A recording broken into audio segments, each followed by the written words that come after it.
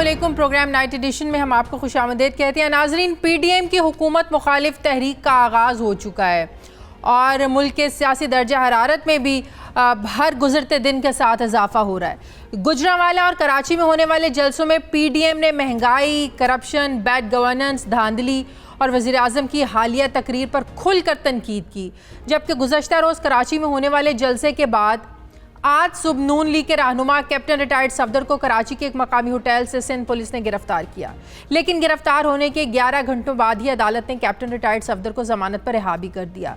Police की जानिब से गिरफ्तारी पर मौक़िफ़ अपनाया गया कि ये गिरफ्तारी बानी पाकिस्तान कायद आज़म मोहम्मद अली जिन्ना के मज़ार के तक़द्दुस को पामाल करने के इल्ज़ाम में उनके खिलाफ दर्ज मुकदमे के बाद अमल में लाई गई। ये पुलिस ने कहा, ये पुलिस का मौक़िफ़ था। कराची के इलाके ज़िला शर्की के पुलिस थाना ब्रिगेड में वकास अहमद नामी शख्स की मुद्दइयत में दर्ज मुकदमे में मरियम नवाज समेत उनके शौहर कैप्टन रिटायर्ड मोहम्मद सफदर और दीगर 200 नामालूम अफराद को नामजद किया गया था। इन तमाम अफराद के खिलाफ मुकदमा कायदे आज़म मज़ार प्रोटेक्शन एंड मेंटेनेंस ऑर्डिनेंस 1971 की दफ़ा 6, 8 और 10 की ताज़ीरात पाकिस्तान की दफ़ा 506 बी के तहत ये मुकदमा दर्ज किया गया। एफआईआर में मुद्दई ने दावा किया था कि कैप्टन सफदर और उनके 200 साथियों ने मज़ार कायद का तक़द्दुस पामाल किया है, कब्र की बेहुरमती की, जान से मारने की धमकियां दी और सरकारी अमलाक की तोड़फोड़ की। कैप्टन सफदर की गिरफ्तारी से मुतालिक मरियम नवाज ने पीडीएम रहनुमाओं के साथ मिलकर फिर प्रेस कॉन्फ्रेंस की, लेकिन इस प्रेस कॉन्फ्रेंस में ना तो पीपल्स पार्टी के चेयरमैन बिलावल भुट्टो ने शिरकत की और ना ही उस प्रेस कॉन्फ्रेंस में वज़ीर आला सिंध नजर आए। प्रेस कॉन्फ्रेंस में मरियम नवाज का कहना था कि आज सुबह फजर के बाद 6 बजे के बाद किसी ने ज़ोर ज़ोर से होटल में उनके कमरे का दरवाज़ा पीटना शुरू किया। जब सफदर ने दरवाज़ा खोला तो पुलिस ने उन्हें गिरफ्तार करने की बात की, जिस पर सफदर ने उन्हें कहा कि वो कपड़े तब्दील करके चलने के लिए तैयार हैं। मरियम नवाज का कहना था कि अभी सफदर कपड़े तब्दील ही कर रहे थे कि पुलिस ज़बरदस्ती हिफाजती लॉक तोड़कर अंदर आ गई और उन्हें गिरफ्तार करके ले गई। मरियम नवाज ने कहा कि उन्हें पाकिस्तान पीपल्स पार्टी के चेयरमैन बिलावल भुट्टो और मुराद अली शाह का भी फ़ोन आया और उन्होंने बताया कि वो इस वाक़े पर शर्मिंदा हैं। उन्होंने कहा कि कायद के मज़ार पर अगर किसी ने बानी पाकिस्तान के ही कवायद कहे तो इससे किसी की बेहुरमती नहीं होती। मैं अच्छी तरह जानती हूँ कि वोट को इज्जत दो से, मादरे मिल्लत जिंदाबाद के नारों से किसको डर लगता है। नवाज शरीफ ने और पीडीएम ने जो सवालात उठाए हैं, क्या इनका जवाब यही है कि गद्दारी और दहशतगर्दी के मुकदमात दर्ज किए जाएं? मरियम नवाज ने एक दावा किया कि आला तरीन सतह से कैप्टन सफदर को धमकियां आ रही थीं कि हम तुम्हें नहीं छोड़ेंगे। सिंध हुकूमत ने तो इस वाक़े की तहकीकात के लिए कमेटी बनाने का ऐलान किया है, लेकिन अभी तक कमेटी के मेंबरान का ऐलान नहीं हुआ। जबकि सिंध पुलिस ने इस वाक़े पर दो टोक मौक़िफ़ अपनाते हुए बयान जारी किया है कि कैप्टन सफदर की गिरफ्तारी कानून के मुताबिक हुई है। कैप्टन सफदर के मामले पर तफ्तीश गैर जानिबदार और मेरिट पर होगी, लेकिन हैरान कुन तौर पर सिंध पुलिस ने इस ट्वीट को तकरीबन आधे घंटे बाद ही डिलीट कर दिया। अब सवाल ये है कि कैप्टन सफदर की गिरफ्तारी किसने की, किसके कहने पर की? सवाल ये भी अहम है कि क्या सिंध हुकूमत की इस गिरफ्तारी से जो लाताल्लुकी है, क्या इसको तस्लीम किया जा सकता है? सवाल तो ये भी अहम है कि इस गिरफ्तारी से आखिर फ़ायदा किसको हुआ। सवाल ये भी है कि बिलावल भुट्टो जरदारी खुद प्रेस कॉन्फ्रेंस में मौजूद क्यों नहीं थे, क्यों उनकी जानिब से कोई मुज़म्मती ट्वीट सामने नहीं आया। जबकि सबसे अहम सवाल ये भी है कि अगर बिलावल और सिंध हुकूमत इस सारे वाक़े पर शर्मिंदा हैं तो फिर प्रोसिक्यूटर सिंध ने अदालत में कैप्टन सफदर की ज़मानत की मुखालिफत क्यों की? बड़े अहम सवालात हैं। मुझे ज्वाइन किया है मुस्लिम लीग नून के सीनियर रहनुमा राना सनाउल्लाह साहब ने। अस्सलाम वालेकुम, बहुत बहुत शुक्रिया राना साहब आपका। राना साहब, जिस तरीके से मुस्लिम लीग नून एक क्लीन चिट दे रही है सिंध हुकूमत को कि जो गिरफ्तारी है विफाक पर जिम्मेदारी डाली जा रही है, कहा जा रहा है विफाक की माँ पर हुआ है जो कुछ हुआ है, लेकिन एक और कन्फ्यूजन है। मौलाना बात करते हैं तो कहते हैं कि दरवाज़ा जो है वो रेंजर्स ने तोड़ा, मरियम नवाज़ कहती है नहीं जी सिंध पुलिस ने तोड़ा। एक कन्फ्यूजन तो यहीं से शुरू हो जाती है। दूसरी बात ये कि कराची में अगर कैप्टन सफदर की गिरफ्तारी हुई है तो सिंध पुलिस ने किया है ना, और सिंध पुलिस कोई विफाक के ज़िम्मे तो नहीं है, विफाक के अंडर तो नहीं है, तो विफाक को इस सारे मामले में क्यों इन्वॉल्व किया जा रहा है? देखें, वफाक जो है या जो पीटीआई की वफाकी हुकूमत है, कठपुतली हुकूमत जिसे हम कहते हैं, ये बहुत बुरी तरह इन्वॉल्व है इस मामले में। कैसे? कल इन्होंने जब ये वाक़या हुआ तो एक तो उन्होंने पहले प्रोपेगेंडा शुरू किया, इनके जो वो किराए के तर्जमान हैं उन्होंने जनाब शोर डालना शुरू किया। उसके बाद इन्होंने थाने का घेराव करवाया, वहाँ पे एहतजाज करवाया। तो इन्होंने सारी चीज़ें मैनेज करने के बाद जो है ये चीज़ें करवाई हैं। और सिंध गवर्नमेंट का जो बयानिया है कि पुलिस को मैनेज करके मजबूर करके आईजीपी को ये सारा अमल जो है करवाया गया, इसमें तो कोई शक शुबा नहीं है। तो आप कह रहे हैं तो स्टेट विद इन स्टेट होती है। तो जो है ना, तो सिंध हुकूमत को समझ आ गई सिंध पुलिस को जो है ना विफाक चला रहा है बैठ क्या के, होती है ये कह रहे हैं आप? यानी ये कठपुतली चला रहे हैं और साथ कठपुतली को जो चला रहे हैं वो साथ चला रहे हैं। ये सारा जो गंद डला हुआ है तो इसमें आप किसी चीज को सिंगल आउट तो नहीं कर सकते। ये तो सिंध हुकूमत की बहुत बड़ी कमजोरी है राणा साहब कि उनकी पुलिस को कैसे विफाक चला सकता है। नहीं, बिल्कुल कमजोरी नहीं, चला रहा है। और सिंध गवर्नमेंट ने बड़ा शानदार और बड़ा जुर्रतमंदाना उन्होंने जो है वो इकदाम उठाया है और वो ब्लैकमेल नहीं हुए और उन्होंने वाज़े तौर पे कहा कि इस मामले से हमारा कोई तल्लुक नहीं है। उनके वजीरों ने कहा है ट्वीट करके कि जो कुछ वहां हुआ मज़ार-ए-कायद पर नहीं होना चाहिए था। मजम्मत उन्होंने भी की है। तो ठीक है, नहीं बात ये है कि मज़ार-ए-कायद पे जो हुआ नहीं होना चाहिए था। ठीक है जी, आपने मुकदमा दर्ज कर दिया। मुकदमा दर्ज करने के बाद जो है वो आप आइन के आर्टिकल 14 के खिलाफ जाके तो आप एक इंसान की इज्जत नफ्स को मजरूह करते हैं, आप प्राइवेसी जो है उसको मजरूह करते हैं। ये बिल्कुल गलत आप बेडरूम के दरवाजे तोड़ के दाखिल होते हैं। वेरी ट्रू, बिल्कुल सही। हाँ, तो बस फिर यही बात है ना। तो अच्छा, तो अगर सिंध हुकूमत के नज़दीक पुलिस ने गलत किया है, नहीं होना चाहिए था, वो जिस तरह कंडेम कर रहे हैं, तो फिर तो इनको पुलिस की कार्रवाई अगर गलत है इसके खिलाफ एक्शन लेना चाहिए उन्हें। एक आईजी आपका अपना, पुलिस कहती है कि जी पुलिस कहती है कि नहीं, आईजी उनका अपना नहीं है ना, आईजी तो वफाकी हुकूमत का है। तो किसके तहत इसीलिए तो ये सारा बेड़ा गर्क हुआ है। तो इसका मतलब ये है कि आईजी जो है ना डायरेक्शन सारी वहां से ले रहा है, इस्लामाबाद से ले रहा है, जो भी सिंध में कार्रवाइयां होती हैं। अच्छा, बिल्कुल। आईजी की तैनाती जो है वो वफाकी हुकूमत करती है। ये लॉ चेंज होना चाहिए और चीफ सेक्रेटरी और आईजी की जो तैनाती है वो सूबाई खुद मुख्तारी के अगेंस्ट है, वो वफाक करता है। ये नहीं होना चाहिए, ये लॉ में तब्दीली होनी चाहिए। और इससे पहले सिंध गवर्नमेंट ने बड़ी परेशानियां भुगती हैं इस मामले की। कहीं ऐसी ये वजह तो नहीं है कि एक दूसरे को क्लीन चिट जो दी जा रही है, ये एक स्ट्रॉन्ग मैसेज देने की कोशिश की जा रही है वफाक को और सबको कि हमारा इत्तेहाद कहीं कमज़ोर ना पड़ जाए? नहीं, ये तो इत्तेहाद जो है ये इन्होंने शरारत तो ये इसीलिए की थी कि पीडीएम की जो है उसमें फूट पड़ जाए, दरार पड़ जाए। लेकिन ये तो अल्लाह के फजल से जो है वो आज जो सिंध गवर्नमेंट ने जिस तरह से जिस जुर्रत का इजहार उन्होंने किया है और वो बाकायदा जाके प्रेस कॉन्फ्रेंस में बैठे हैं मरीम नवाज साहबा की, तो उसके बाद तो ये अब तमाम जो है वो शक शुबे और तमाम जो चीज़ें दूर हो गई। मैं समझता हूँ कि आज पीडीएम जितना मजबूत हुआ है इससे पहले कभी नहीं था। बिलावल भुट्टो क्यों नहीं बैठे प्रेस कॉन्फ्रेंस में? वो तो कहते हैं आप हमारी बहन, आप हमारी मेहमान, आपके साथ ये हुआ, मजम्मत करते हैं। प्रेस कॉन्फ्रेंस में बैठे नहीं वो। नहीं, उनको नहीं बैठना चाहिए था। क्यों? हाँ, उनको सिंध पीडीएम इत्तेहाद कर रहा था ना प्रेस कॉन्फ्रेंस, तो वो पीपल्स पार्टी चेयरमैन नहीं, वो इत्तेहाद वो हाँ, नहीं, चेयरमैन को नहीं बैठना चाहिए था, सिंध गवर्नमेंट के नुमाइंदे को बैठना चाहिए था और सिंध गवर्नमेंट का नुमाइंदा वहाँ पे मौजूद था। मुराद अली शाह साहब को भी नहीं बैठना चाहिए था, जिन्हें बड़ा अफसोस हुआ और जिन्होंने बड़ी मजम्मत की, उन्हें भी नहीं बैठना चाहिए? नहीं, उन्होंने इंक्वायरी होल्ड की है। उस इंक्वायरी में जो रिजल्ट आएगा उसके मुताबिक वो इंशाअल्लाह ताला उन अफसरों के खिलाफ एक्शन भी लेंगे और उस इंक्वायरी रिपोर्ट में हर चीज़ वाज़ेह हो जाएगी।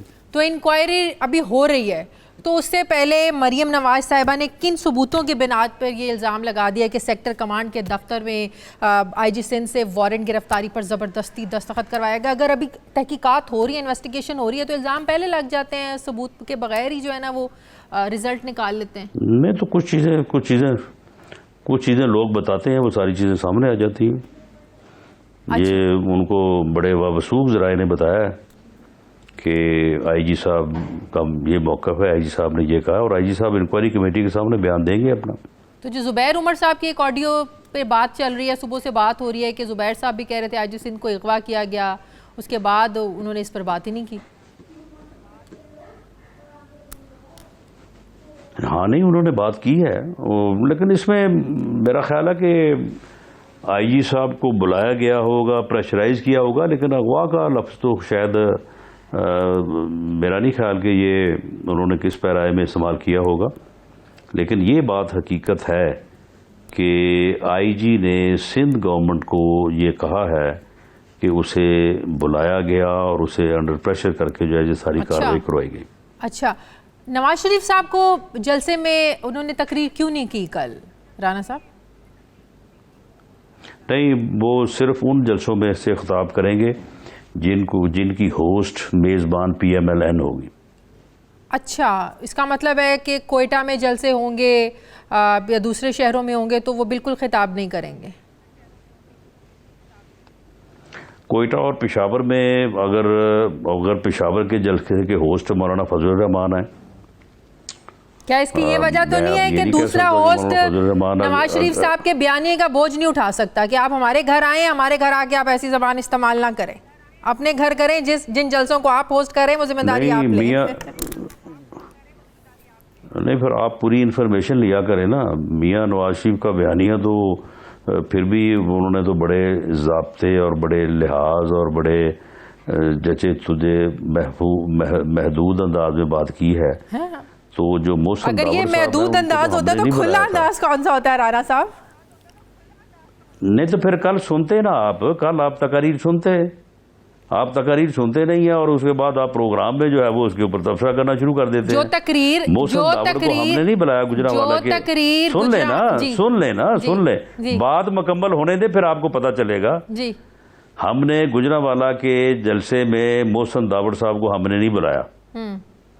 कल अगर मियां नवाज शरीफ के बयानिए की वजह से अगर पीपल्स पार्टी ने नहीं तकरीर करवाई तो कल मोहसिन दावड़ साहब पीपल्स पार्टी होस्ट थी और उसके वो मेहमान थे। मोहसिन दावड़ साहब ने जो तकरीर की है ना वो मैंने सुनी है, आप अगर सुन ले दोबारा मैं तो नवाज शरीफ साहब की बात कर रही हूं, वीडियो टेप से वो सुन लेना, नहीं सुन तो लेना। तो मियां मोहसिन दावड़ ने जो बात की है ना वो मियां नवाज शरीफ की बात को 10 से ज़रब दे दें जो उन्होंने बात की है। ठीक है, ठीक है। अब आप जो अगले जो आप लोगों के जलसे हैं, आपको क्या लगता है गुजरांवाला का जो जलसा था वो तो किसी सूरत भी कामयाब जलसा नहीं था। इससे बड़े बड़े जलसे इमरान खान ने अकेले जलसे किए हैं, 11 जमातें मिलकर भी उतने लोग इकट्ठे नहीं कर सकी। क्या वजह है कि लोग आप लोगों के साथ निकले नहीं गुजरांवाला में? अगला जलसा जो आप लोगों ने करना है, जिसके होस्ट आप हैं, क्या लोगों को मोबिलाइज कर सकेंगे राना साहब? गुजरांवाला का जो जलसा है वो न सिर्फ गुजरांवाला बल्कि पंजाब की तारीख में अनप्रेसिडेंटेड जलसा था। अच्छा। जितने लोग उस जलसे में आए उतने जलसे इससे पहले जो है वो मेरा नहीं ख्याल कि लाहौर, फैसलाबाद, गुजरांवाला किसी जलसे में। और इस बात को मासवाए जिन लोगों की ड्यूटी है, जिन लोगों ने अपना बिजनेस चलाना है, चैनल चलाने हैं, उनके अलावा हर बंदे ने इस चीज़ को जो है वो तस्लीम किया जो भी गैर जानबदार है। और एक इस प्रोग्राम की गुजरांवाला की यूनिक ये था कि 8:30 बजे पूरा स्टेडियम खचाखच भरा हुआ था, तिल धरने की जगह नहीं थी। अच्छा। और उससे 3 गुना लोग बाहर मौजूद थे। और उसी वक्त शदरा चौक में मरियम नवाज साहबा थी और वहीं पे यही आलम था लोगों का। उसी वक्त लाला मूसा में बिलावल भुट्टो जरदारी थे और इतना ही मजमा वहाँ पे था। उसी वक्त अब जो है मौलाना फजलुर रहमान लाहौर से अपने एक बड़े काफिले के साथ जो है वो चले थे। अब देखें रात 2 बजे की आप बात करें कि जी 2 बजे लोग चले गए, तो देखें जो हम वर्कर सपोर्टर होते हैं उनको तो रात 2 बजे की बजाय आप रात या सुबह 6 बजे तक बिठा सकते हैं। जो आम लोग निकल के आए थे, जो आम शहरी थे, वो उसके मियां नवाज शरीफ की स्पीच के बाद जो है वो आम शहरी थे, उनमें से जो है वो कुछ लोग चले गए। तो फिर ये तो कुछ जरूरी नहीं है कि एक आदमी जो है वो आके मरियम नवाज भी देर से पहुंची, लीडर्स देर से पहुंचे और रात 2:30 बजे तक जो है वो बैठा रहे। लीडर्स भी तो देर से पहुंचे। लीडर देर से इसलिए पहुंचे कि वो समझते थे कि हम 2 घंटों में चले जाएंगे, अपना 4 घंटों में चले जाएंगे गुजरांवाला, 1 घंटे का सफर 4 घंटों में चले जाएंगे। तो मरियम नवाज साहब तो 6 घंटों में पहुंची हैं शदरे। इस कदर दुनिया जो है वो बाहर आई और इस कदर लोगों ने उनका जो है वो रिसेप्शन किया।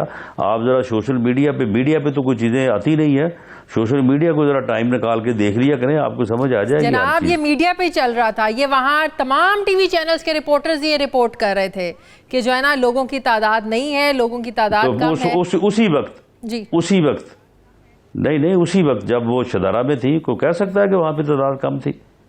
और उसी वक्त जो जलसा जो है वो कोई तकरीबन 6:30 से लेके तो 10 बजे तक को कह सकता है कि जलसे में जो है वो लोगों की तादाद कम थी। स्टेडियम अब अगर रात 2-2:30 बजे की बात करें तो ठीक है, फिर लोग जो है वो आखिर कोई आदमी जो है वो 8 घंटे तो नहीं ना बैठ सकता, कुछ आदमी चले भी जाते हैं। बहुत बहुत शुक्रिया मुस्लिम लीग नून रहनुमा राना सनाउल्लाह साहब मेरे साथ हैं। नाज़रीन मुझे प्रोग्राम में एक ब्रेक लेनी है, वापस आते हैं वक्फे के बाद।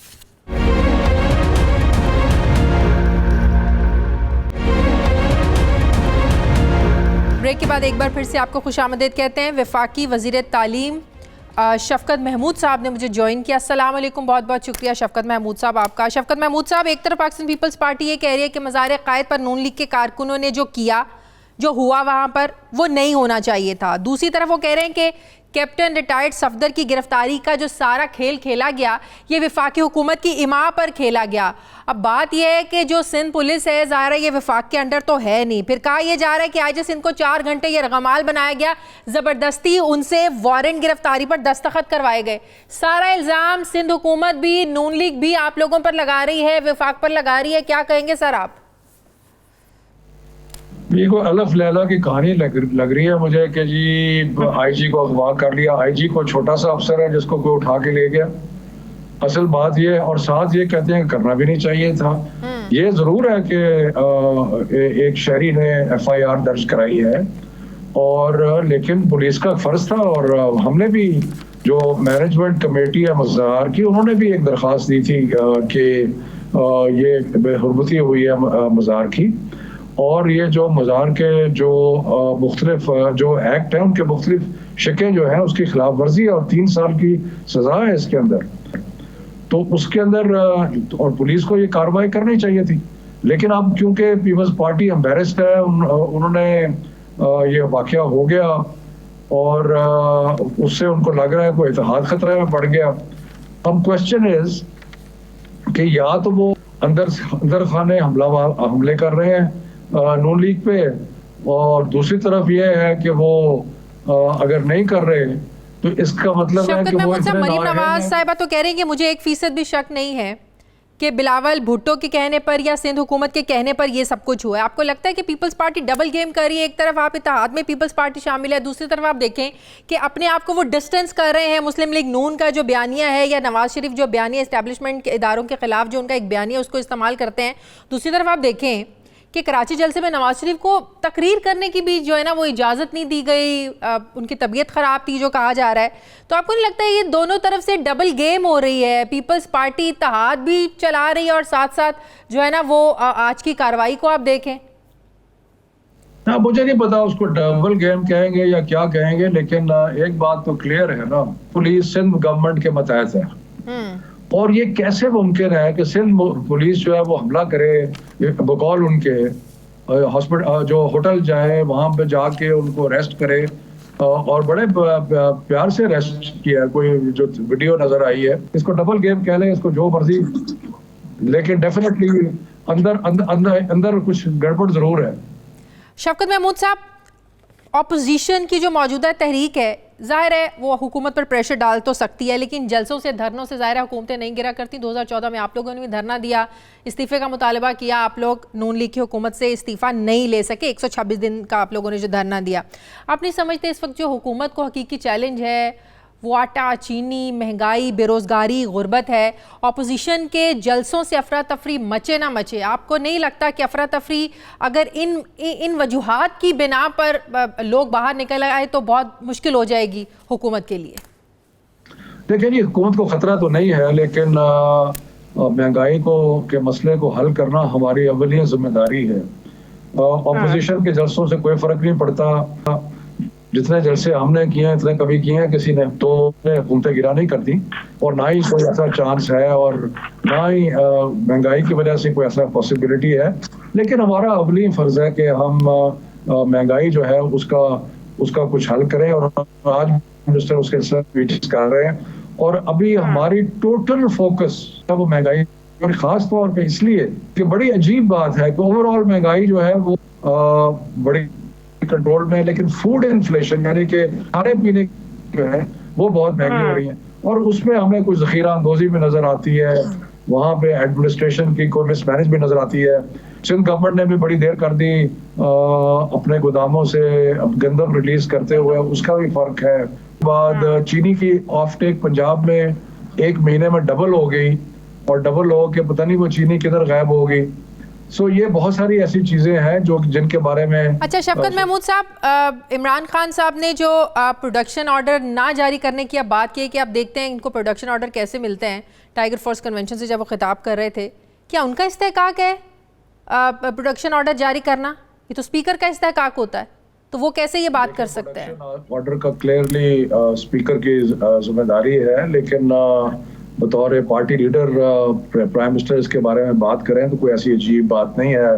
रियल वर्ल्ड में इसमें कोई फर्क नहीं पड़ता। क्या ये कि देखिए, जिस तरीके से नवाज शरीफ ने बातें की हैं, जिस तरीके से उसने हमारी फौज को है, जिस तरीके से हिंदुस्तान का जो नैरेटिव है उसको आगे बढ़ाया है, तो ये गुस्सा दिलाने वाली बातें हैं। मुझे खुद बड़ा गुस्सा आया, सारे पाकिस्तानियों को गुस्सा आया कि यार आप क्या कर रहे हैं, आप सियासत चमकाएं, आप पीटीआई को जितना मर्जी बुरा कहना चाहते हैं कह लें, और लेकिन अब एक अदारे को और एक कौमी अदारे को इस किस्म की बातें कर रहे हैं, तो ये गुस्सा दिलाने वाली बातें थी और हैं। बहुत बहुत शुक्रिया वफाकी वज़ीर तालीम शफकत महमूद साहब मेरे साथ हैं। मुझे प्रोग्राम में एक ब्रेक लेने, नाज़रीन वापस आते हैं छोटे से वक्त के बाद।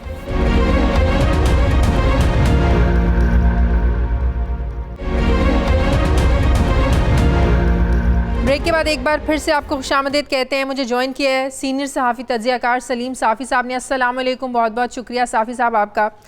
सलीम साफ़ी साहब, आपको नहीं लगता इस वक्त जो सिचुएशन है ये अनारकी की सिचुएशन है? पीडीएम के जो जलसे हो रहे हैं, लेकिन उसमें जो ज़बान इस्तेमाल की जाती है, नंबर 1, नंबर 2, कराची जलसे में जो कुछ हुआ उसके बाद जो कैप्टन सफदर की गिरफ्तारी होती है, पीपल्स पार्टी एक तरफ मजम्मत करती है, दूसरी तरफ जो है ना वो लाताल्लुकी का इजहार करती है, हुकूमत उनकी है, पुलिस उनकी है, पुलिस उनके अंडर आती है। ज़ाहिर वफाक तो बैठ के सिंध हुकूमत की जो कंट्रोल नहीं कर रहा, सिंध पुलिस को कंट्रोल नहीं कर रहा। अगर पीपल्स पार्टी को सिंध हुकूमत को एफआईआर का इल्म नहीं है, किसने एफआईआर काटी, किसने ये खेल खेला, किसको फ़ायदा हुआ, किसको नुकसान हुआ? देखिए शाजिया, एक मसलन इस्लामाबाद से मतीउल्लाह जान अगवा हो जाता है, प्राइम मिनिस्टर कहते हैं मुझे पता नहीं है। फिर इसी तरह इस मुल्क में बहुत कुछ हो जाता है, प्राइम मिनिस्टर कहते हैं मुझे तो टीवी से पता चला।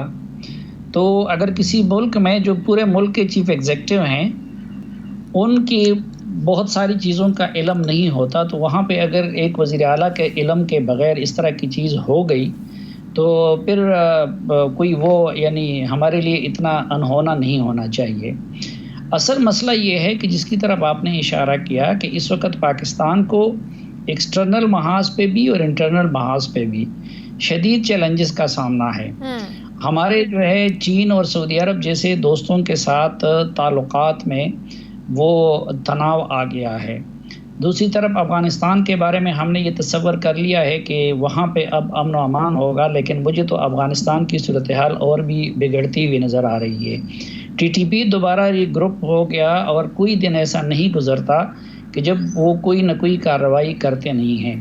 पहले पाकिस्तान को सिर्फ अपने दुश्मनों का सामना था, अब सीपेक की वजह से जो चीन के दुश्मन हैं वो भी पाकिस्तान के दर पे हो गए, और वो ज़ाहिर बात है कि अमेरिका और हिंदुस्तान जैसी क़ुव्वतें भी हैं।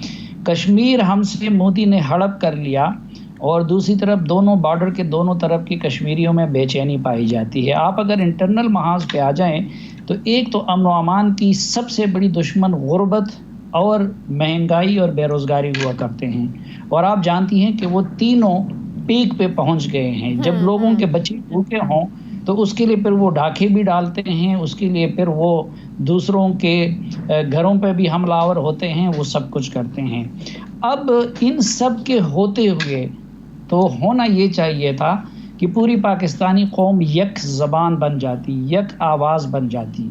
और ज़ाहिरी बात है कि कौम को सिर्फ हुकूमत में आने वाली पॉलिटिकल पार्टी रिप्रेजेंट नहीं करती, कौम को मैं आपको यहाँ पे कट कर रही हूँ। आप कह रहे हैं कि पूरी कौम यक जुबान हो जाती, एक हो जाती। कैसे? ऑपोजिशन के जलसों में मिलकर उनके साथ बाहर निकलकर यक जुबान हो जाती, ये मतलब है आपका? नहीं, मैं तो कहता हूँ कि इस रियासत के गर्दाब में फंसे हुए बेड़े को पार करने के लिए कौम को एक ज़बान होना चाहिए था। तमाम इदारों को भी, सिविल मिलिट्री इदारों को भी एक ज़बान होना चाहिए और तमाम सियासी अनासर को भी एक ज़बान होना चाहिए। अब ये काम करना था या ये काम हुआ करते हैं हुकूमतों का कि वो ब्रिज का किरदार अदा करती है, वो इदारों के लिए हुकूमतें ढाल बनती हैं। हमें एक ऐसी हुकूमत से पाला पड़ा है कि जो इदारों के लिए ढाल बनने की बजाय इदारों को ढाल बनाती है और जो इदारों और अपोजिशन के दरमियान हम आहंगी को पैदा करने की बजाय उस हुकूमत को अपनी बका उनको लड़ाने में नज़र आती है। आपने देखा होगा कि पिछले 2 साल के दौरान पाकिस्तान के इदारों ने भी कोशिश की और अपोजिशन ने भी कोशिश की कि वो अपने ताल्लुकात को नॉर्मल सिचुएशन में ले आए हैं। उनकी अपनी मजबूरियां हैं या मुल्क की खातिर वो कर रहे थे, लेकिन हर मर्तबा इमरान खान साहब ने उसको सबूताज किया। तो जब एक वक्त में हुकूमत वक्त वो इदारों को और अपोजिशन को लड़ाना चाहती हो तो फिर और सलीम साफी साहब, हुकूमत की कमज़ोरियाँ, नाकामियाँ, नाअहलियाँ ये अपनी जगह, यहाँ कोई दूध और शहद की नहरें नहीं बह रही हैं। हुकूमत सब कुछ को अच्छा नहीं कर रही है, बिल्कुल गुर्बत है, बिल्कुल महंगाई है, बिल्कुल लोगों को 2 वक्त की रोटी के लाले पड़े हुए हैं। ऑपोजिशन इस मुल्क में क्या कर रही है? आप ऑपोजिशन की तकरीरें जलसों की उठा के देख लें, कितना वक्त वो जो है ना वो महंगाई पर बात करते हैं, कितना वक्त वो बेरोज़गारी पर बात करते हैं और कितना वक्त वो इमरान खान की तकरीरों के जवाब में बात करते हैं। यहाँ तो लग रहा है जवाबुल जवाब चल रहा है। पीडीएम जलसे करती है, जो है ना इमरान खान अपना फ़र्ज समझते हैं जवाब देना, उधर से वो कोई बात करते हैं, ऑपोजिशन फ़र्ज समझती है जवाब देना। अवाम के मसाइल की बात कर कौन रहा है? कोई नहीं। देखिए, आपके प्रोग्राम में भी शायद पिछले 2 सालों के दौरान मैं कई मरतबा अपोजिशन के बारे में ये कह चुका हूँ कि उसको अपोजिशन कहना भी इस लफ्ज़ की तौहीन है। उनकी कोई अदा अपोजिशन वाली नहीं थी, या उनके केसेस की मजबूरी थी या वो मुल्क की खातिर ऐसा कर रहे थे। लेकिन आपने देखा कि जिस तरीके से मोहलत इस अपोजिशन ने इस हुकूमत को दी, इतनी ताबेदार अपोजिशन, आप तो महंगाई वगैरह की बात कर रही हैं, वो किसी भी इशू पे वो बात करने को तैयार नहीं थी, वो बल्कि अपोजिशन में जाने के लिए तैयार नहीं थी। ना पीपल्स पार्टी अपोजिशन बनना चाहती थी, ना मुस्लिम लीग नून अपोजिशन बनना चाहती थी, ना ANP, ना कोई और मौलाना फजलुर रहमान साहब और महमूद खान चकजई साहब और ये लोग इसलिए मजबूरन खामोश बैठ गए थे क्योंकि अपोजिशन में कोई उनका साथ नहीं दे रहा था। फिर आपने देखा कि अगर आर्मी चीफ के एक्सटेंशन के लिए कानून साजी की ज़रूरत थी तो मुस्लिम लीग नून ने भी वोट दिया और पीपल्स पार्टी ने भी उसको वोट किया।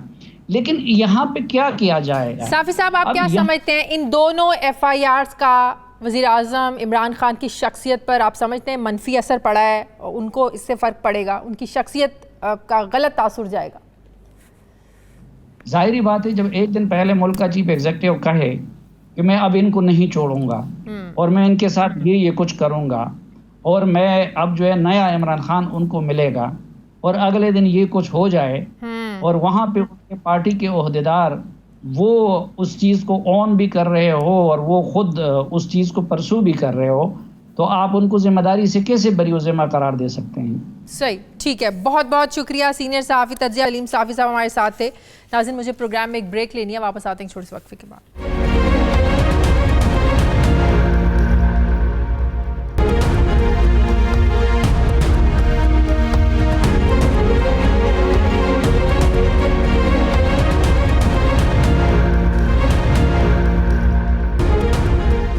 ब्रेक के बाद एक बार फिर से आपको खुशामदीद कहते हैं। नाजरीन, मुल्क की तामीर और तरक्की के लिए गेम चेंजर मंसूबे सी पैक को फास्ट ट्रैक पर चलाने के लिए हुकूमत ने सी पैक अथॉरिटी कायम की थी, लेकिन अब खबर यह है कि अब ये अथॉरिटी तहलील हो चुकी है। ज़राए का ये दावा है कि वफाकी हुकूमत सी पैक अथॉरिटी का कानून मुकर्ररा मुद्दत में मंजूर नहीं करवा सकी और सी पैक अथॉरिटी अक्टूबर 2019 से ऑर्डिनेंस के ज़रिए काम कर रही थी। ऑर्डिनेंस की मुद्दत 31 मई 2020 को ख़त्म हो गई थी, लेकिन कानूनी गुंजाइश निकाल कर सी पैक अथॉरिटी के लिए मज़ीद 120 दिनों की तौसीह की गई थी, जबकि अब ये जो तौसीह है इसकी मुद्दत भी ख़त्म हो चुकी है और इस तमाम अरसे के दौरान अब ये लाजम था कि कौमी असम्बली से सी पैक अथॉरिटी का कानून मंजूर करवाया जाता, लेकिन हुकूमत इसमें नाकाम रही। ज़राए का ये भी दावा है कि अब हुकूमत ने सी पैक अथॉरिटी के लिए नया कानूनी मुसव्वदा तैयार किया है, जिसके तहत chief executive officer CPEC authority का ओहदा ख़त्म करने का फैसला किया गया है। नए कानूनी मुसव्वदे के मुताबिक सी पैक अथॉरिटी वजारत मनसूबाबंदी और तरक्की की बजाय वज़ीर आज़म को रिपोर्ट करेगी।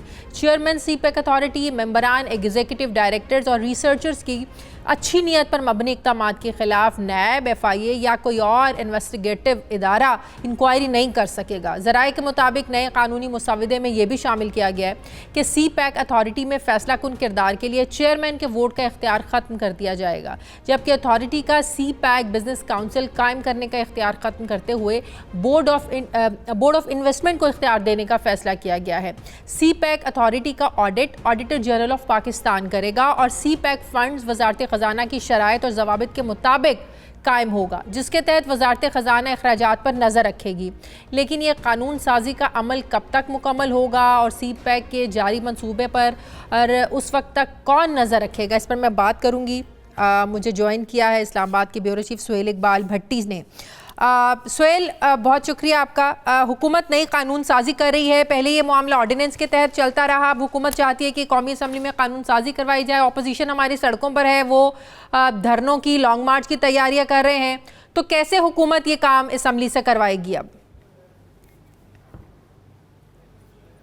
शादी ये बड़ा हैरान कुन और परेशान कुन अमर है कि मुल्क की तमीर और तरक्की के लिए गेम चेंजर तस्वूर किए जाने वाला सी पैक मनसूबा, जिसको पाकिस्तान तहरीक इंसाफ की हुकूमत ने जब इक़्तिदार संभाला तो आपको याद होगा कुछ वज़रा ने ऐसे बयानात दिए थे, बिलखसूस रज़ाक दाऊद साहब ने, और एक तासुर भी था और ग्राउंड के ऊपर भी ऐसा लगता था जैसे सी पैक के ऊपर काम रोक दिया गया है या अगर रोका नहीं गया तो अमली तौर के ऊपर काम इंतहाई सुस्त रवि का शिकार हो चुका है। मीडिया के अंदर भी आवाज़ें उठी और प्राइम मिनिस्टर इमरान खान साहब ने इस तासुर को ज़ायल करने की कोशिश की कि सी पैक मनसूबे हुकूमत की पहली तरजीह का हिस्सा हैं। और हमने देखा कि फिर उसके बाद एक ऑर्डिनेंस आया 5 अक्टूबर 2019 को, जिसके तहत सी पैक अथॉरिटी कायम की गई। Lieutenant general retired Asim Bajwa को उसका चेयरमैन अपॉइंट किया गया। अथॉरिटी ने बहुत एफिशिएंटली काम करने का सिलसिला शुरू किया और ML1 मनसूबा जो तकरीबन अब 7 से 8 अरब डॉलर का कंसीडर किया जा रहा है, जिसकी कीमत बाद में कम हुई, कराची से पेशावर तक वो मनसूबा जिसमें एक दिन के अंदर सुबह से शाम तक आप कराची से पेशावर के दौरान दरमियान सफ़र कर सकेंगे और एक बहुत अहम मनसूबा है पाकिस्तान के रेलवे को दोबारा से फाल करने के लिए। इसी तरह इकनॉमिक जोन के मनसूबों के ऊपर बहुत तेज़ी से काम जारी था। इसके साथ साथ पाकिस्तान के जो बिजनेसमैन हैं, एक तो G2G आप अरेंजमेंट करते हैं, आप एक बिजनेसमैन टू बिजनेसमैन कोऑर्डिनेशन के लिए भी अब बाजवा साहब ने इक़दाम उठाए, तो फास्ट ट्रैक के ऊपर ये मनसूबे आगे चलने शुरू हुए थे। जो ब्यूरोक्रेटिक हर्डल्स होती हैं उसमें से उनको निकाला गया। लेकिन हम हैरान होते हैं कि हुकूमत की तरजीहात का आलम यह था कि अक्टूबर से ऑनवर्ड मई तक उनके पास टाइम था कि आप इसको पार्लियामेंट, आज इस ऑर्डिनेंस को पार्लियामेंट में जाके उसकी कानून की हैसियत दिलवाते, नहीं दिलवाई। फिर 31 मई के बाद उसको 120 दिन की मजीद कानूनन जो उसको एक्सटेंशन मिल सकती थी ऑर्डिनेंस को, वो मिली और वो भी लैप्स हो गई। इस वक्त अमली तौर के ऊपर, कानूनी तौर के ऊपर सी पैक अथॉरिटी गैर फाल हो चुकी है, काम बंद है। और अब हुकूमत को ख्याल आया कि जो एक बिल पेंडिंग है कौमी असम्बली में, वजारत कानून ने कहा कि आप वापस ले लीजिए, क्योंकि जो ऑर्डिनेंस के अंदर कानून था उसमें हुकूमत ने बहुत सी अब तरमीम कर ली हैं। और आज वफाकी हुकूमत की हदायत के ऊपर cabinet committee on legislative cases जो एक कमेटी कायम की गई है, उस कमेटी का इजलास हुआ और हमें ज़राए ने इस बात की तस्दीक की है कि उसने नए कानून का मसवदा मंजूर कर लिया है, जो कि अब जाएगा वफाकी काबीना में तौसीक के लिए और फिर जाएगा पार्लियामेंट के अंदर। अच्छा। जो नाइट एडिशन को मसूल होने वाली दस्तावेज़ हैं उसकी हमने जब ये सारी इन्वेस्टिगेशन की तो पता चला कि नए कानून के अंदर बहुत सी तरमीम की जा रही हैं, जिसके अंदर अथॉरिटी के इख्तियारात भी कुछ कम हो रहे हैं और चेयरमैन के इख्तियारात भी कम होते दिखाई दे रहे हैं। और वो चीफ एग्जीक्यूटिव ऑफिसर ये होता बिल्कुल ही खत्म कर दिया गया है। जी बिल्कुल, चीफ एग्जीक्यूटिव ऑफिसर का होता बिल्कुल खत्म कर दिया गया है और अब जो प्रिंसिपल अकाउंटिंग ऑफिसर की जिम्मेदारी होगी वो होगी चेयरमैन के पास। और चेयरमैन के पास एक बहुत अहम एक फैसला करने का इख्तियार था कि अगर अथॉरिटी ने फैसला करना है और किसी फैसले के ऊपर वो मेंबरान के जो ओपिनियन है वो टाई हो गई है, तो फिर चेयरमैन का जो वार्ड था वो फैसला कुन किरदार अदा करता था कि ये मंसूबा करना है, इसके किसी अहम काम की मंजूरी होनी या नहीं। लेकिन अब वो इख्तियार भी खत्म कर दिया गया है। उसके बाद जिनके पास एक और अहम इख्तियार था, जो बिजनेस कौंसल तश्कील देते थे, वो इख्तियार भी खत्म कर दिया गया। अब वो बिजनेस कौंसल तश्कील देगी बोर्ड ऑफ इन्वेस्टमेंट और उसको नोटिफाई भी बोर्ड ऑफ इन्वेस्टमेंट करेगी। और सीपेक अथॉरिटी जो है अब रिपोर्ट जो करेगी मामलात के बारे में वज़ीर आज़म को करेगी, वजारत मनसूबाबंदी को अब वो रिपोर्ट करने की मजाज नहीं होगी, ये भी तरमीम की गई है, राइट? जी बिल्कुल, एग्जैक्टली ये इन दस्तावेज में शामिल है कि अब इनकी जो रिपोर्टिंग जो अथॉरिटी थी, पहले वजारत मनसूबाबंदी और तरक्की थी, अब प्राइम मिनिस्टर ऑफ पाकिस्तान को वो रिपोर्ट करेंगे। उसके साथ एक और इसके अंदर तरमीम शामिल की गई है जिसमें बताया गया है कि चेयरमैन सीपेक अथॉरिटी, मेंबरान, एग्जीक्यूटिव डायरेक्टर्स और दीगर उनके रिसर्चर्स और बाकी जो टीम है, उनके अगर वो कोई अच्छी नीयत के साथ फैसला करते हैं, कोई काम एग्जीक्यूट करते हैं, तो उसका इख्तियार नैब, FIA या कोई और इदारा उनके खिलाफ तहकीकात नहीं कर सकेगा। उनको इम्यूनिटी दी गई है, वो भी इस नए कानून में शामिल की गई है। इसके साथ साथ ये मेरी बात सुनिए, अच्छी नियत के इक़दाम के खिलाफ अच्छी नियत होगी तो ज़ाहिर है ये तरमीम की क्यों ज़रूरत पेश आई? अगर कोई इक़दाम अच्छी नीयत से कर रहा है तो ये शिक रखने की ज़रूरत क्यों पेश आई? अगर कोई अच्छी नीयत से कुछ कर रहा है तो उसके खिलाफ भाई कोई एक्शन क्यों लेगा? इसकी क्यों ज़रूरत पेश आई? एग्जैक्टली आपकी बात बिल्कुल एक ये आपका ये पॉइंट बिल्कुल वैलिड है, लेकिन चेयरमैन समेत तमाम मेंबरान को और दीगर स्टाफ को एक सेंस ऑफ प्रोटेक्शन दी गई है। जहां आजकल हम देखते हैं कि नैब जिस तरह से एक्टिवली कार्रवाइयाँ कर रहे हैं, ब्यूरोक्रेसी के अंदर उस दिलजोई से काम करने का रुझान नहीं दिखाई देता, तो ये स्टेक होल्डर्स ने बैठ के तय किया कि हमें सीपेक अथॉरिटी के जितने मेंबरान हैं, चेयरमैन हैं और दीगर अफसरान हैं, उनको एक प्रोटेक्शन दें कि वो बोल्ड डिसीजन कर सकें, वो फास्ट ट्रैक के ऊपर मंसूबे कर सकें, मंसूबों को एग्जीक्यूट कर सकें। और ये मंसूबे एक्निक या CDWP में नहीं जाएंगे, वहां पर इनके अप्रूवल का बहुत टाइम लगता है। लास्ट क्वेश्चन, इस अथॉरिटी के जब तक ये कानून साजी का प्रोसेस मुकम्मल नहीं हो जाता, अभी कैबिनेट के पास मंजूर होगा, फिर पार्लियामेंट में जाएगा, तो तब तक जो सीपेक के अथॉरिटी के तहत जो मंसूबे चल रहे हैं उनको लुक आफ्टर कौन करेगा? फिर देखिए, वो डेफिनेटली वो मंसूबे सुस्तरवी का शिकार होंगे, क्योंकि सीपेक अथॉरिटी कानूनी और अमली तौर के ऊपर अब गैर फाल हो चुकी है। और नया कानून की मंजूरी के लिए जो हम देखते हैं कि पार्लियामेंट हाउस के अंदर हुकूमत को जिन मुश्किल और चैलेंजिंग सूरत हाल का सामना है, बहुत मुश्किल होगा कि ऐसे मौके के ऊपर अपोजिशन की राय हासिल करके वो इसको अप्रूव करा सके। लेकिन हमने देखा कि हुकूमत ने कुछ जो कानून मंजूर करवाने थे, ज्वाइंट सेशन कॉल करना पड़ा, उन्होंने मंजूर करवाए। मेरे ख्याल में प्रायोरिटी के ऊपर इस कानून को पहले ही पास करवा लेना चाहिए था कि अथॉरिटी किसी सूरत खैर फाल नहीं होनी चाहिए थी, लेकिन हुकूमत की लगता है कि तरजीहात में ये चीज़ शामिल नहीं था। बहुत बहुत शुक्रिया, सुहेल भट्टी मेरे साथ थे। नाज़रीन, प्रोग्राम का वक्त खत्म हो गया है। प्रोग्राम के लिए आप हमें फीडबैक ज़रूर दीजिएगा, अपना ख्याल रखिएगा। मुझे इजाज़त दीजिए, आपसे मुलाकात होगी कल। अल्लाह हाफ़िज़।